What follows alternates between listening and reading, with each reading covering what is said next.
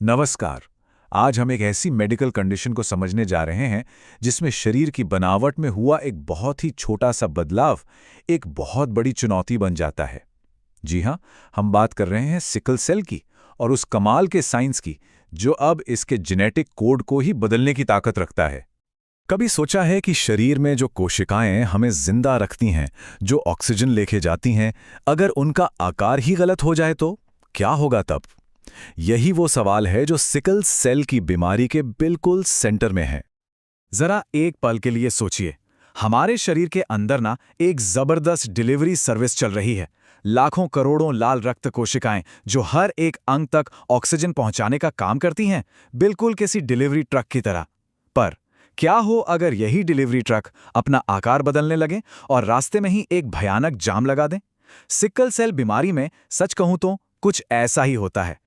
यहां स्क्रीन पर देखिए, समस्या बिल्कुल साफ नजर आ रही है। एक तरफ है हमारी हेल्दी रेड ब्लड सेल्स, एकदम गोल, चिकनी और लचीली, जो हमारे खून की नसों में मक्खन की तरह बहती हैं। और दूसरी तरफ हैं ये सिकल सेल्स, जिनका आकार हंसिए जैसा या कह लें कि आधे चांद जैसा हो गया है। ये बहुत कठोर और चिपचिपी होती हैं और बस यही छोटा सा फर्क सारी मुसीबतों की असली जड़ है। तो आज की हमारी चर्चा इन 4 हिस्सों में बटी होगी। सबसे पहले हम समझेंगे कि ये समस्या आखिर कितनी बड़ी है। फिर हम इसकी जेनेटिक कहानी को जानेंगे। इसके बाद देखेंगे कि ये शरीर पर कैसे हमला करती है। और आखिर में हम साइंस से मिली उम्मीद की उस नई किरण के बारे में बात करेंगे। तो चलिए पहले हिस्से से शुरू करते हैं, समस्या का आकार।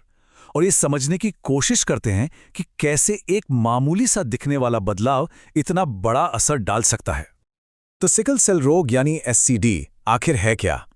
अगर बिल्कुल आसान भाषा में कहें तो ये खून से जुड़ी एक जेनेटिक बीमारी है।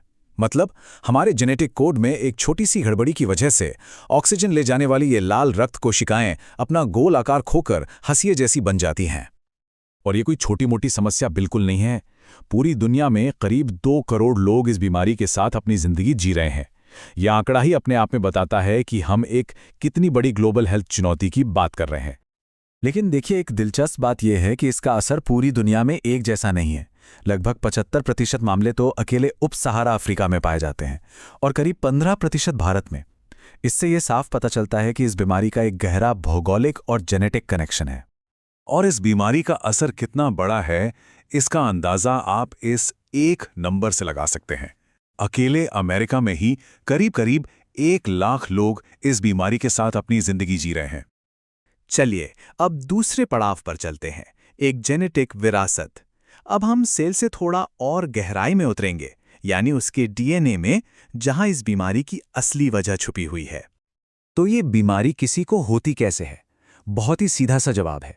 ये तब होती है जब किसी इंसान को अपने माता और पिता दोनों से सिकल सेल वाला जीन विरासत में मिलता है। मतलब बीमारी होने के लिए दोनों तरफ से जीन का मिलना जरूरी है, सिर्फ एक से नहीं।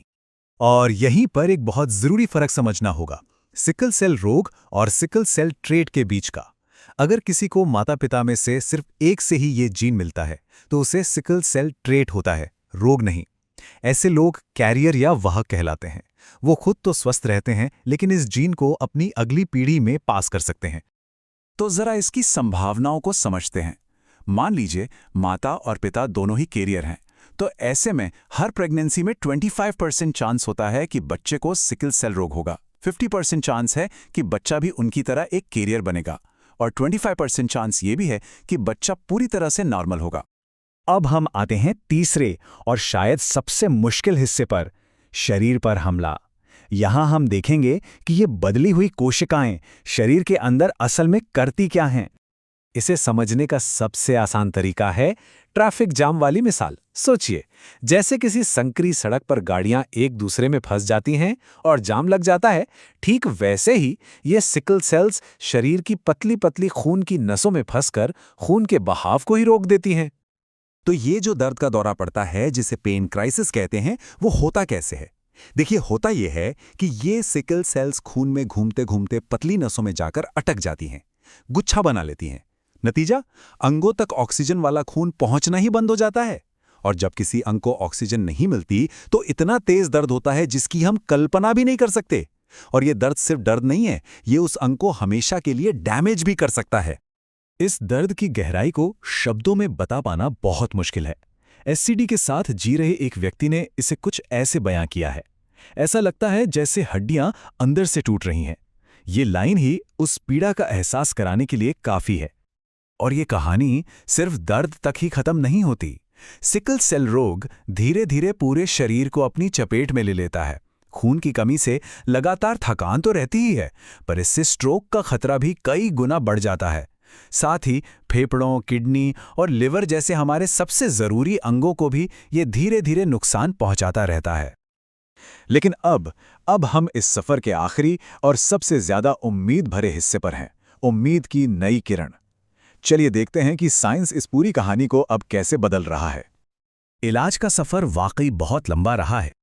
1910 में जब इस बीमारी को पहली बार पहचाना गया, तब से लेकर 80 के दशक तक जब एंटीबायोटिक्स ने बच्चों की जान बचानी शुरू की, फिर 1998 में एक दवा आई जिसने कुछ हद तक राहत दी, और अब 2023 में आकर हम जीन थेरेपी के साथ एक बिल्कुल ही नए दौर में कदम रख चुके हैं।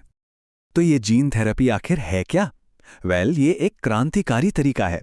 ऐसा समझिए कि डॉक्टर्स मरीज के शरीर से ही उनकी स्टेम सेल्स निकालते हैं, फिर लैब में एक तरह की जेनेटिक सर्जरी करके उस गड़बड़ी को ठीक कर देते हैं, और फिर उन नई और स्वस्थ कोशिकाओं को वापस शरीर में डाल देते हैं ताकि वो अपना काम सही तरीके से कर सके। पारंपरिक इलाज और जीन थेरेपी के बीच का फर्क जमीन आसमान का है। जहां पुराना तरीका सिर्फ लक्षणों को दबाने जैसा था, दर्द कम करना, इन्फेक्शन रोकना, वहीं जीन थेरेपी सीधा बीमारी की जड़ पर वार करती है। ये जिंदगी भर दवा खाने की जगह एक बार का संभावित समाधान हो सकता है। ये सिर्फ एक ट्रीटमेंट नहीं है, ये किसी की पूरी जिंदगी को बदलने की ताकत रखता है। ये एक ऐसे जीवन से जिसे दर्द ने परिभाषित किया हो, एक ऐसे भविष्य की ओर ले जाने की क्षमता रखता है जो नई संभावनाओं से भरा हो। और ये हमें एक बहुत बड़े सवाल के साथ छोड़ जाता है। आज हम सिकल सेल जैसी एक बीमारी के जेनेटिक कोड को ठीक करने में कामयाब हो रहे हैं। एक पल को सोचिए, इस एक कामयाबी का हमारी पूरी मेडिकल साइंस और मानव स्वास्थ्य के भविष्य के लिए क्या मतलब हो सकता है। ये वाकई साइंस का एक नया अध्याय है और हम सब इसके गवाह बन रहे हैं।